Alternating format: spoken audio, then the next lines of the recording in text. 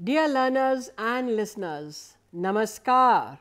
I am Anita Devraj and I am here again with you for another very important discussion, that is Europe in medieval times. Now, the medieval period is also called the Middle Ages. As the name suggests, it refers to the period which succeeded the ancient period and came before the modern period, obviously sandwiched between the two. But was it only a middle age caught in between two great ages with no significance of its own? Not really, since the medieval period constitutes an important stage in the evolution of human society that needs to be studied for its own interest. What is more, the achievements and glories of the medieval period were also important steps towards the modern period. You may find it interesting to know that the term Middle Ages was coined by Europeans in the 17th century because they saw it as a long and dark period of interruption between the classical period of ancient Greek and Roman civilization and their own modern age. However, the medieval period was not necessarily a dark period or an interruption for the Islamic world. It was a period when a civilization flourished and flowered and reached the height of its glory. In India, the medieval period was an age of syntheses. It saw a fusion of old and new political, economic and social systems. Out of this fusion emerged a unique cultural pattern of coexistence and acceptance that became the hallmark of the medieval period of India. Even in Europe, the picture does not appear as gloomy as it is sometimes thought. In the early part of the medieval period, the level of material and cultural accomplishment was no doubt somewhat low. However, during the later part, the Europeans greatly improved their standard of living. They also developed new institutions of learning and new modes of thought and reached very high standards in literature and art. In fact, the new ideas that emerged during this time not only transformed Europe, but also had a deep impact on the rest of the world in the times to come. Let us then find out what was happening in the different parts of the world during the medieval ages. Now, we will start with the decline of the Roman Empire. We have already discussed about the strength and greatness of the Roman civilization. We also learned how the Roman Empire had come to be divided into western and eastern territories. The western provinces had their capital in Rome, while the eastern provinces had their capital in Constantinople. The Roman Emperor Constantine had set up the new capital of the eastern territories in the ancient Greek city of Byzantine in 330 AD. It came to be known as Constantinople after his name.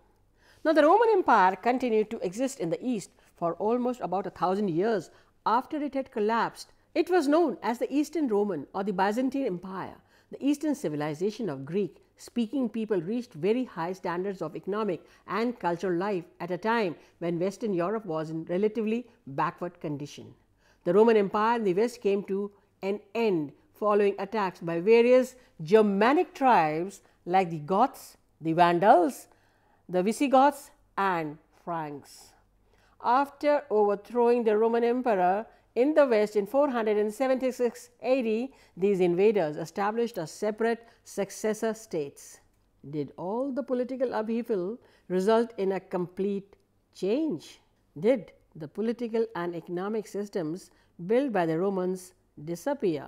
Well, the new Germanic rulers did not completely replace the earlier systems with their own. In fact, Roman and Germanic societies came into close contact and merged with each other. As a result of this and the prevailing political and economic conditions, a new type of society was born in Europe, with institutions and systems that were quite different from either Romans or Germanic ones. The most important institution of this new society was feudalism. It completely transformed the existing social, political and economic organizations. Now, in this video, we are going to see how this system evolved and what its characteristics were. The successor states of the Germanic people in the West managed to restore political stability after the collapse of the Roman Empire. In fact, one of these states managed to create a sizable empire under the famous King Charles Magna, which began to collapse after about mid-9th century under the impact of fresh waves of invasions.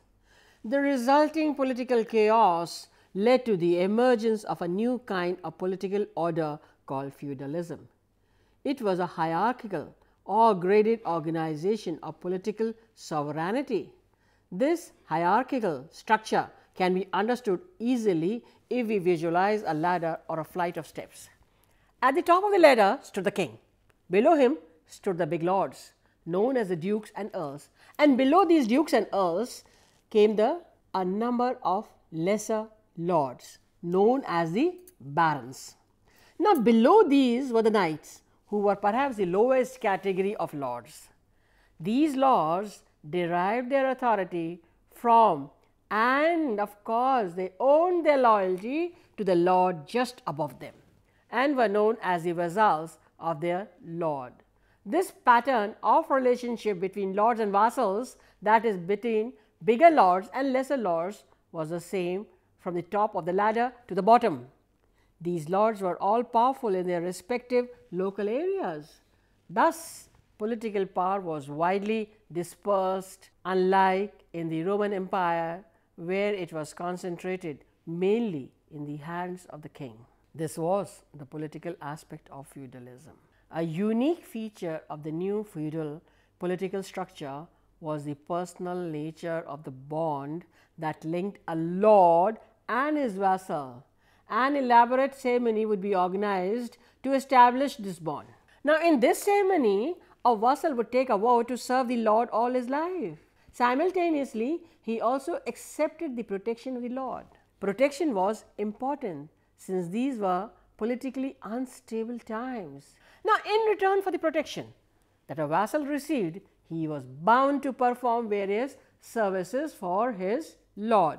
This mainly included military services, which meant that the vassal had to provide a certain number of troops whenever required by the lord. In turn, the lord was expected to make a grant, usually in the form of land, for the sustenance of the fief or fiefdom, from which the word feudalism is derived. The lords used to mobilize armed supporters in their own areas who had personal loyalty directly to him.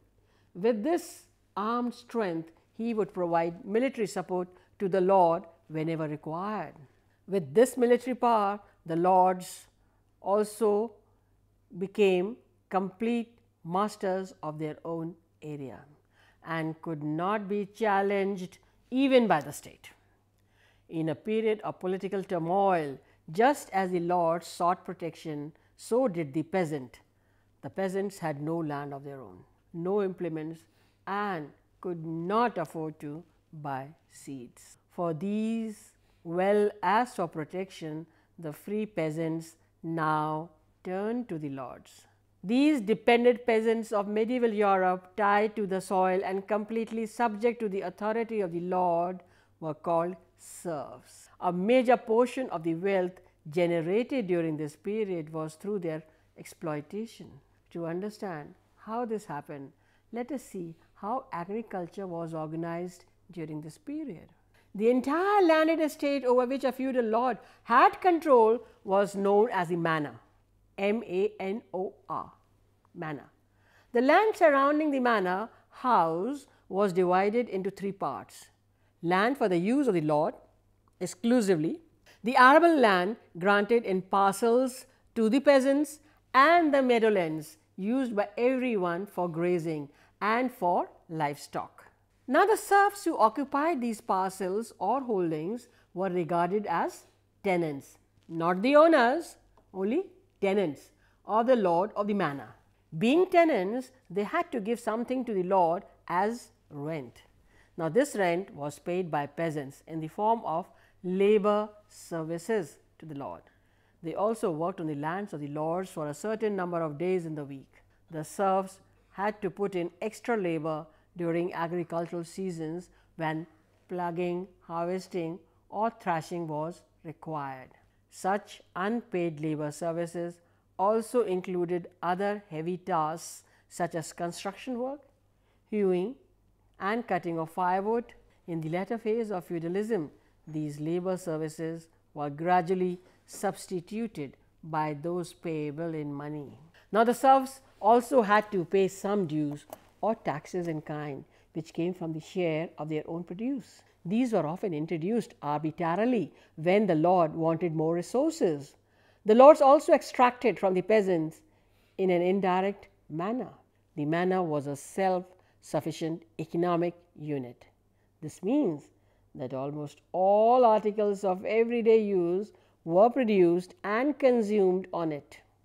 For this, there were various facilities like smithies for turning out iron objects, flour mills for grinding wheat or corn, ovens for baking bread, wine presses for various workshops for making products of everyday use. All these were owned by the lord.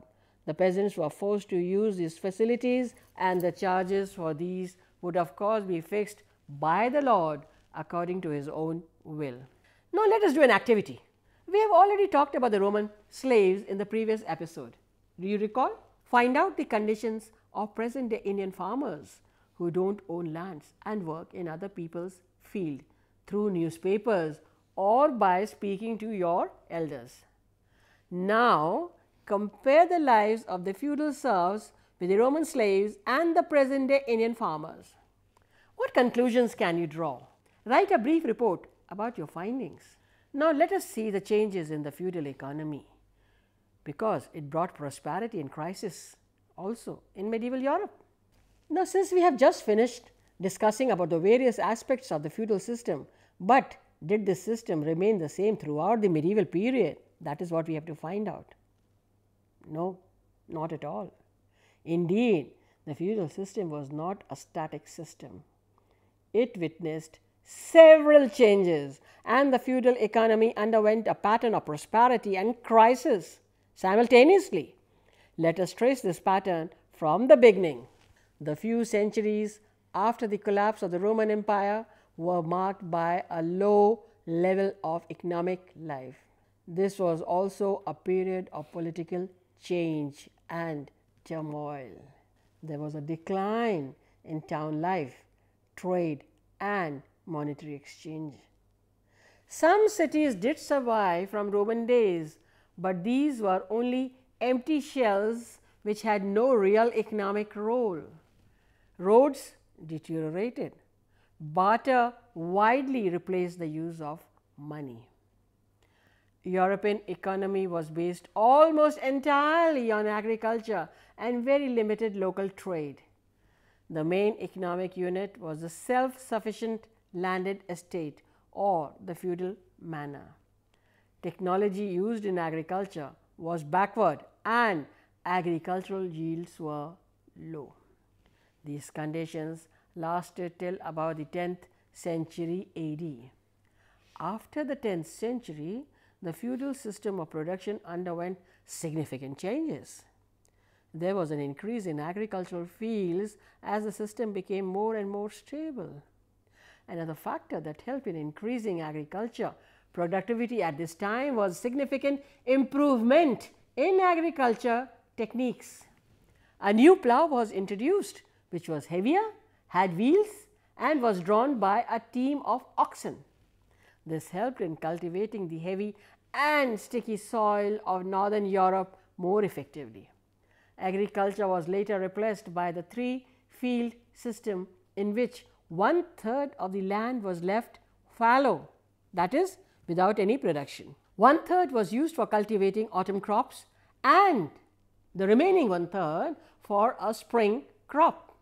By leaving only a third part of the land fallow, the three-field system helped greatly in increasing the cropped area. The new plough, three-field system and other innovations in agricultural techniques helped in increasing the agricultural yield by several times. Now, along with the expansion in agriculture, the period from the 10th to the 12th century also witnessed the revival of trade and the growth of town life. Trade ranged from the small trade at local markets where peasants sold their excess grain or eggs and bought long distance trade products like wine or cotton. Improvements in road building helped road transport. Rivers and sea routes were also used for trade. The revival in trade made necessary new patterns of payment, since barter was inadequate for this purpose. As a result, money economy made a tremendous advance. This led to agricultural prosperity of the surrounding rural areas. The towns soon began to specialize in certain enterprises. One of these was cloth making, which became one of the most important industries of these towns. Guilds became important.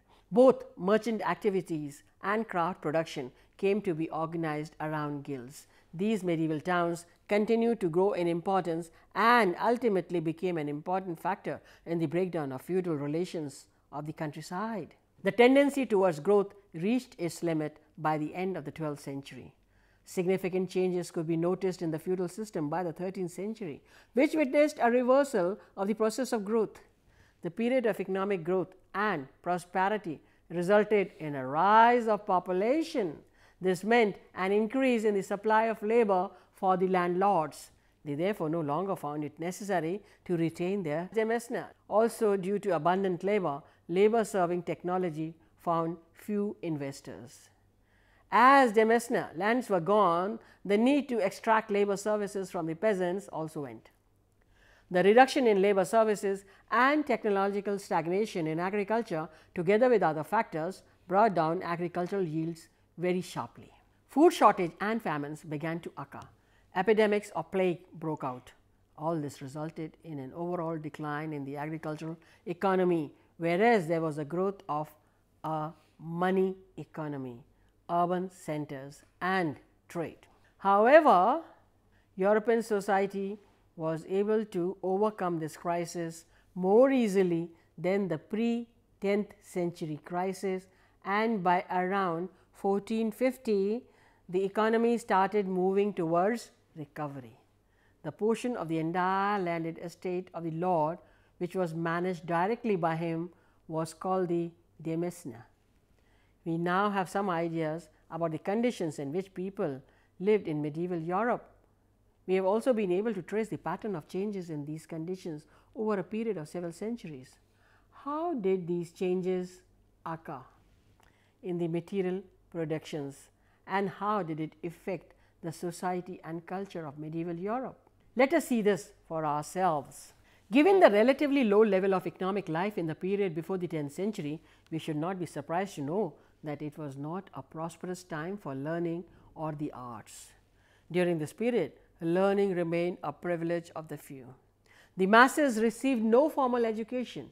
In fact, the language of learning was Latin, which was known only to the priestly class. However, even this little bit of education was of a very narrow kind. It consisted mostly of memorization without any reasoning or questioning. All learning was dominated by blind faith. In such conditions, naturally, there was hardly any development in the sciences. There was of course some attempt at a revival, but even this did not result in any real intellectual creativity.